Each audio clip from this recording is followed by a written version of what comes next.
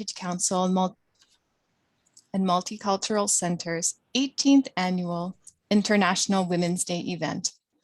My name is Lori, and I'm the Niagara Foreign Credential Recognition Program Coordinator at the Welland Heritage Council. International Women's Day, March 8th, is a global day celebrating the social, economic, cultural, and political achievements of women. The day also marks a call to action for accelerating gender parity. Significant activity is witnessed worldwide as groups come together to celebrate women's achievements or rally for women's equality. I'd like to share this year's theme found on the International Women's Day website. Imagine a gender equal world, a world free of bias, stereotypes, and discrimination. A world that's diverse, equitable, and inclusive. A world where difference is valued and celebrated. Together, we can forge women's equality. Collectively, we can all break the bias. Whether deliberate or unconscious, bias makes it difficult for women to move ahead. Knowing that bias exists isn't enough. Action is needed to level the playing field. Are you in? Will you actively call out gender bias, discrimination, and stereotyping each time you see it? Will you take some time to consider today how you can help break the bias? I am honored to introduce our inspirational speaker for this morning. Emily Kovacs is an alumnus of Brock University with a degree in psychology, education, and statistics. She is a settler, speaks 3 languages, and lives in Niagara with her partner, twin daughters, and her mom.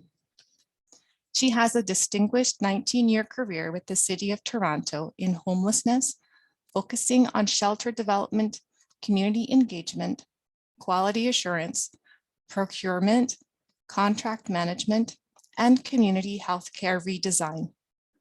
She is the CEO at the Niagara Folk Arts Multicultural Center for the last 3.5 years, went from service user to executive director, and her mandate is to deliver holistic settlement services and lifespan supports to newcomers in Niagara.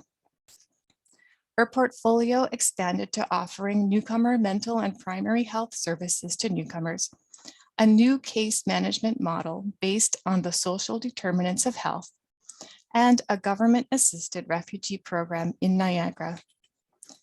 Emily brings in-depth knowledge of strategic planning, health and gender equity, as well as anti-oppression, anti-racism frameworks, while championing intergovernmental advocacy in providing settlement, health, and homelessness services. Emily, we're so grateful you could join with us this morning, and we welcome you to share with us now.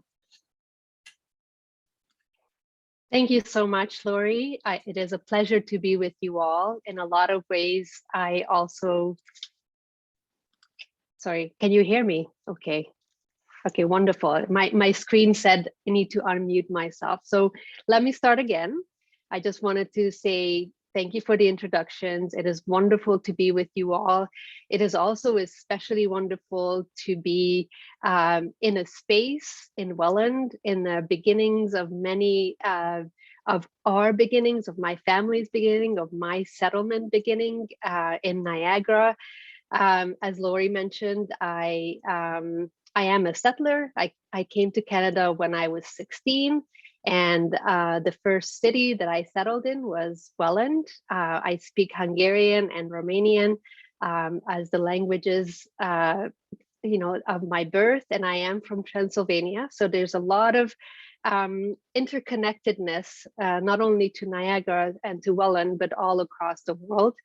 And I just wanted to take a moment before I actually start my speech to say that I am delivering this celebratory speech in a time and in a context when we are just learning how to live with a new pandemic, and we're trying to figure out our new normal.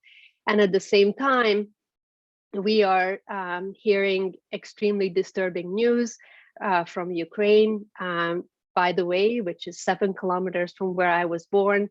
And at the moment, as we speak, my aunts who are still in Transylvania are currently helping women and children crossing the border from Ukraine to Romania to make their way to the rest of Europe. So it is not forgotten for a moment in terms of the incredible challenges that we face ourselves in. Yet we preserve because we know how to do it. And today is about a celebration of the resilience and can-do attitude of women that we want to take a moment to celebrate. The headscarf you see me wear is the only combination that I could come up with. It is a scarf that I purchased in Turkey the last time I was there. It is a combination of Ukrainian symbols as well as Afghan symbols, because we also know that there's a lot of Afghan refugees as well as international students from Nigeria and Eritrea all across Ukraine. So I pay homage to them, especially to the women and the children who are in this moment traveling with us in spirit into a better place and to a better world. And I ask you to join me in thinking of them in all the things that we celebrate today. And we hope that there will be a peaceful end to this conflict, and that we can support as many women and children as possible, not only in Niagara, but all across the world. So now on to my actual speech. So forgive me for going on a tiny bit, but I wanted to set the context for us. So today, as Lori mentioned, the theme of the day is to imagine a gender equal world.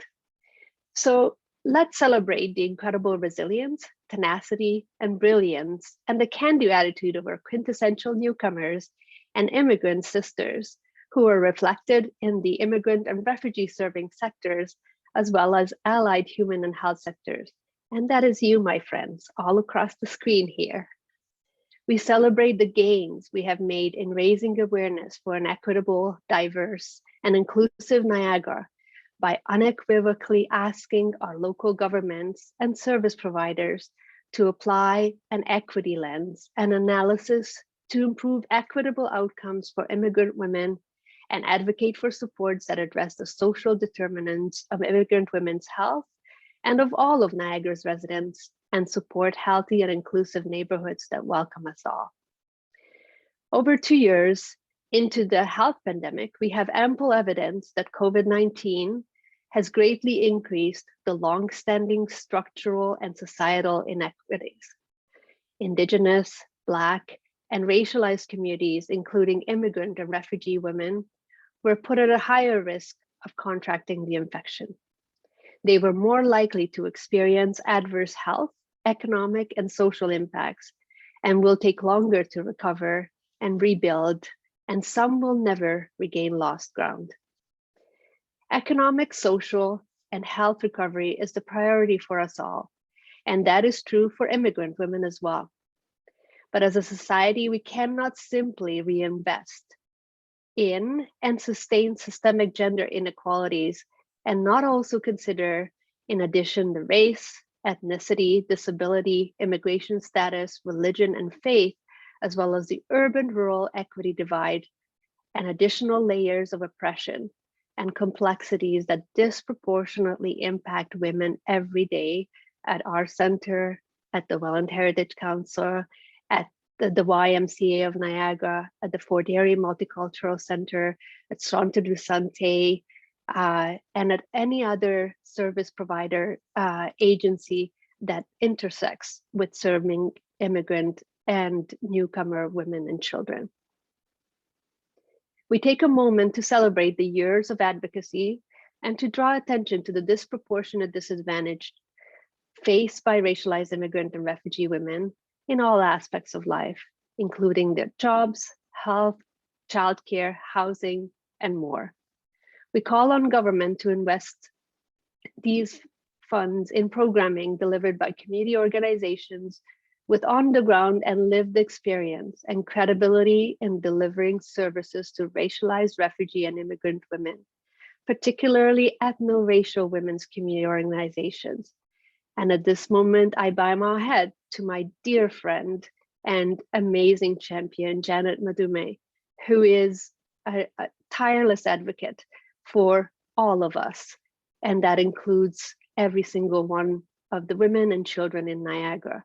It is an honor to call you a friend, and it's an honor to work with you, not only here in Niagara, but also at Okazi at the Ontario Coalition of Agencies Serving Immigrants. I am proud to be here with you, Janet.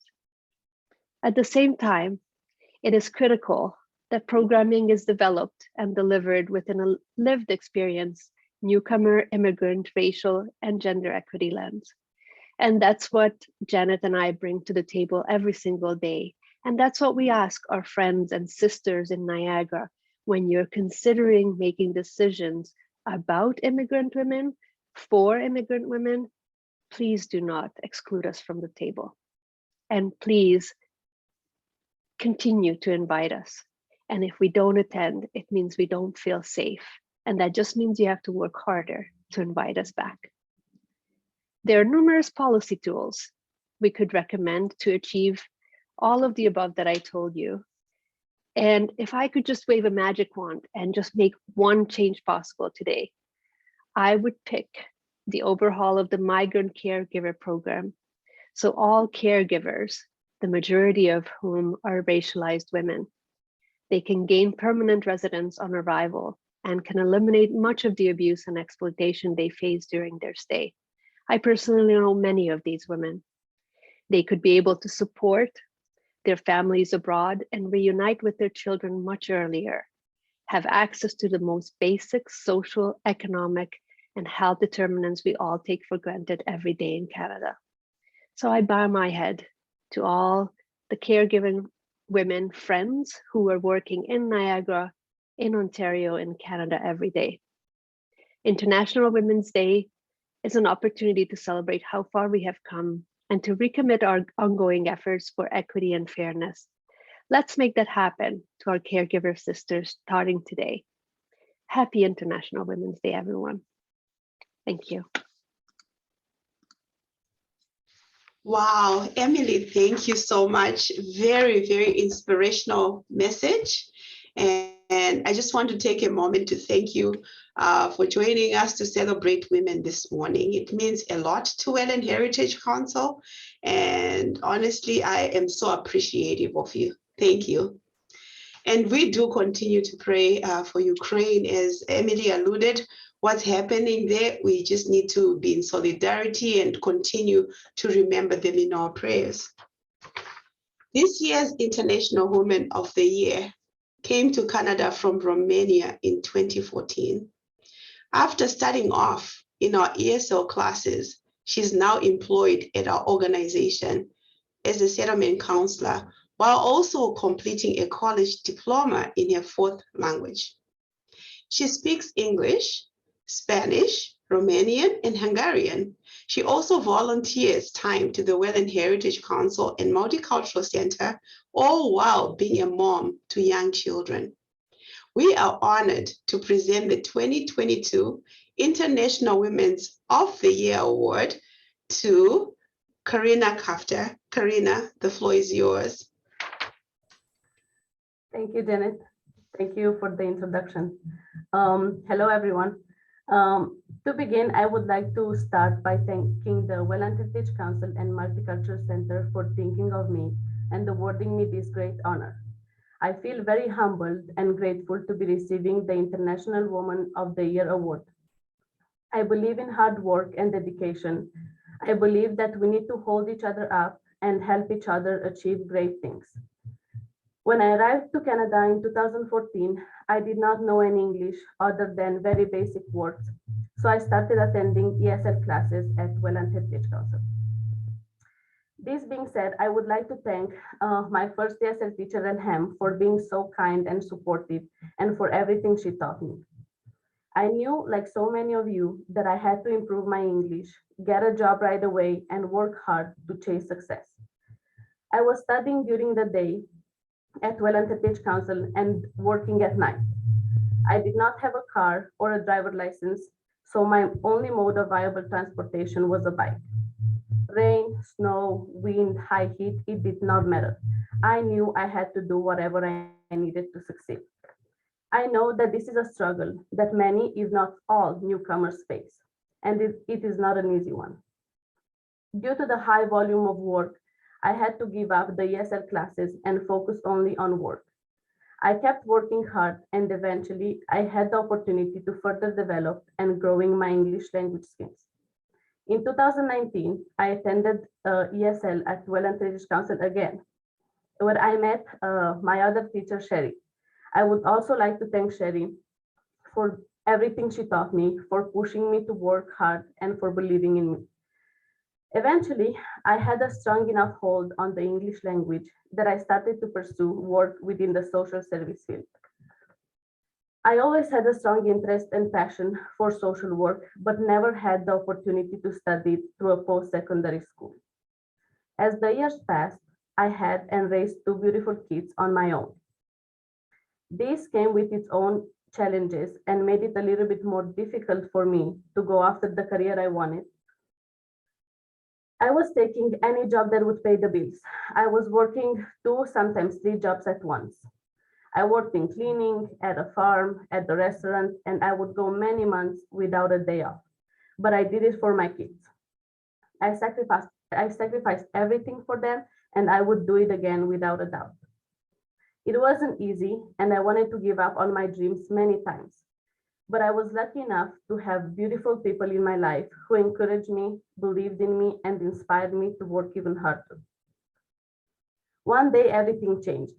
I was offered a job opportunity at Welland Heritage Council, and it changed my life. I am thankful to everyone at Welland Heritage Council for giving me the opportunity to succeed. I would like to thank Janet for being an amazing person, a great leader, and the best boss. I would also like to thank Lori for making me feel welcomed from day one and for always being so kind and supportive. And special thanks to Kenny and George, who helped me grow as a person and helped me achieve personal and career goals by introducing me to new ways of thinking, by challenging me and passing along so much knowledge. Working as a settlement counselor confirmed the fact that social work is exactly what I want to do.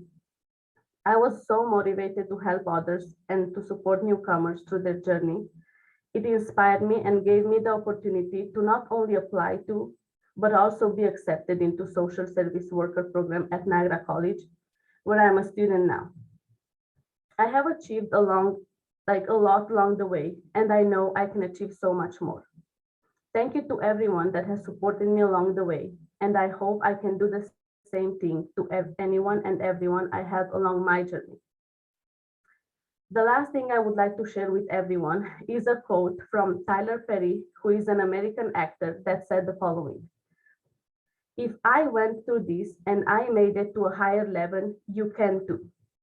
You have to think, what is your higher? What is your higher in your life?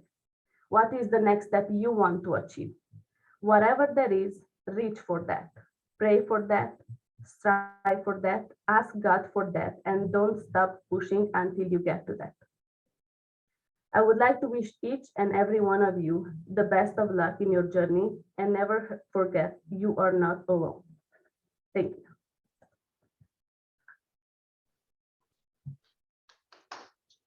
Karina, my goodness, that was so inspirational. Thank you. You know what? Hands to you and congratulations. I would like to present to you the winner of, the winner's trophy, we call it. And this trophy has been in so many people's hand. We get the person's name engraved on the trophy. So Karina, your name has joined many other women's names. So again, congratulations. I'm going to showcase the trophy. As you know, we're still under kind of like some restrictions. So I'm in my office, Karina is in hers, and everybody's just remained in their spaces. So also everybody, the trophy that Karina will be getting and her name. So congratulations, you're joining all these other women, as you can see. All right, so you joined all of these women. So again, congratulations. We do have a little gift and a little token to say congratulations to you. I know you love flowers, so we got you a bouquet of flowers.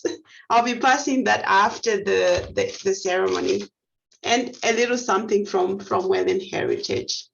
Thank you so much. So in closing, I am going to say a poem. The writer is unknown. Today is a celebration for women all around the world. Ladies, we have dared to dream big ever since they were little girls, for the diversity and talent that lie within a feminine heart, for the courage and determination that prevents us falling apart. We can raise families and build businesses and be proud of all we've achieved. Where once over, visions of that scale could never have been believed. Ladies, stand up and be counted. Smile at how far we have come, and cherish every single day as a daughter, wife, companion, or mom. Don't let anybody tell you that there are set paths for you to follow. As a little girl with a passion is an inspiring woman of tomorrow. So celebrate all women and acknowledge the great things they do. And tell a lady close to your heart just how much she means to you. Congratulations, Karina, and to all the women represented on this platform. Everyone can unmute to say thanks, congratulations, and our goodbyes. And thank you so much for joining us this morning. I know we have all our ESL classes that are joined. It might show that we have 30 participants, but we truly have more than that because we're screening it in all our 3 classes this morning. Thank you, everybody. You can unmute and you can congratulate Karina. Congratulations, Karina. Thank you. Congratulations. Amazing Congratulations, speech. Karina. Thank you. Congratulations, Karina. Congratulations, Karina. Great speech. Congratulations, Karina. Well deserved, well earned, and very well spoken and received. Thank you. Thank you, Fiona. You're welcome. Thank you. And this concludes our session this morning, but we'll hang around for a few minutes for those that still wants to speak to Karina. And Emily, thank you so much. And I'll see you later today. Thank you.